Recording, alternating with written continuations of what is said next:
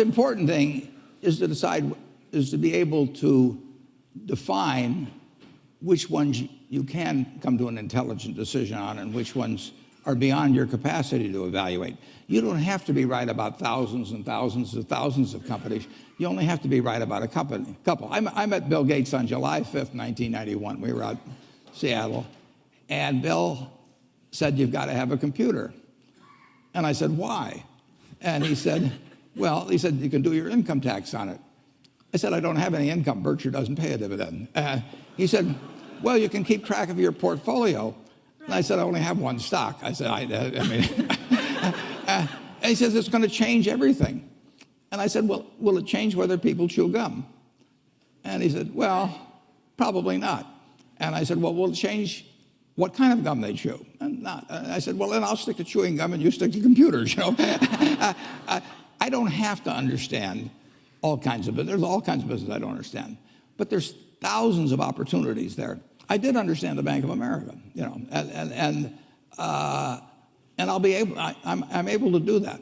I'm able to understand some given percentage. But Ted Williams wrote a book called The Science of Hitting, and in The Science of Hitting, he's got a diagram, shows him at the plate, and he's got the strike zone divided into 77 squares, each the size of a baseball. And he says, if I only swing at pitches in my sweet zone, which he shows there, and he has what his batting average would be, which is 400. If he had to swing at low outside pitches, but still in the strike zone, his average would be 230. He said the most important thing in hitting is waiting for the right pitch.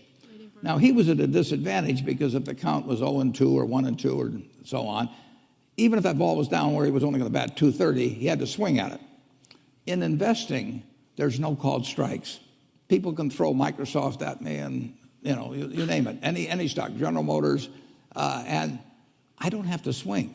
And nobody's going to call me out on called strikes. I only get a strike called if I swing at a pitch and miss. So I can wait there and look at thousands of companies day after day, and only when I see something I understand and when I like the price at which it's selling, then if I swing, if I hit it, fine. If I miss it, it's a strike.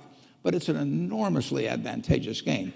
And it's a terrible mistake to think you have to have an opinion on everything. You only have to have an opinion on a few things. In fact, I've told students, if when they got out of school, they got a punch card with 20 punches on it, and that's all the investment decisions they got to make in their entire life, they would get very rich because they would think very hard about each one.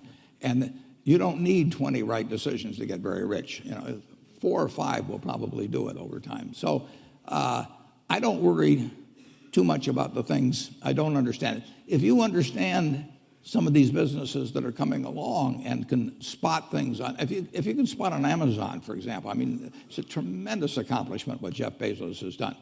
And I tip my hat to him. He's a wonderful businessman. He's a good guy, too. But could I have anticipated that he would be the success and 10 others wouldn't be? I'm not good enough to do that. But fortunately, I don't have to. You know, I don't have to form an opinion on Amazon. And I did form an opinion on the Bank of America, and I formed an opinion on Coca-Cola. I mean, Coca-Cola's been around since 1886. There's 1.8 billion 8-ounce servings of Coca-Cola products sold every day. Now, if you take 1 penny and get 1 penny extra, that's $18 million a day. And 18 million times 365 is 7 billion, 3 less 730 billion, or $6,570,000,000. So annually, $6,570,000,000 from 1 penny. Do you think Coca-Cola is worth a penny more than, you know, Joe's Cola? I think so. So, you know, and I've got about 127 years of history that would indicate it. So those are the kind of decisions I like to make. And you may have an entirely different field of expertise than I would have, and probably much more up to date in terms of the kind of businesses that we're seeing evolve. And you can get very rich if you just understand a few of them and understand their future. But